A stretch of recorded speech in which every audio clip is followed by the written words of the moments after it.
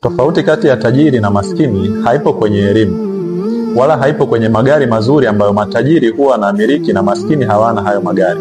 Bali tofauti kati ya maskini na tajiri imejificha katika yale matendo ambayo huwa wanafanya watu hawa nyuma ya pazia.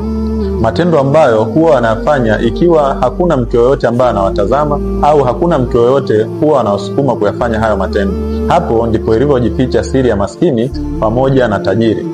Yale matendo ambayo unafanya kila siku automatically kabisa bila kukusukuma mtu, hiyo ndio siri ya tajiri pamoja na maskini.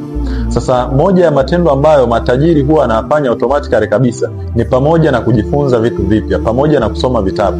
Na kama unajiuliza ni kitabu gani ambacho unaweza ukakisoma kikakupeleka kwenye mafanikio kwa haraka, nimekuandikia kitabu cha Copy and Paste.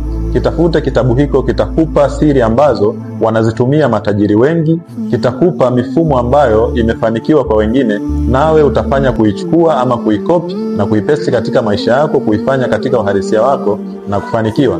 Na uzuri zaidi, kitabu hiki bado nakitoa bure kabisa. Cha kufanya ni kuandika hapa neno copy, nami nitakutumia nakala hiyo bure kabisa.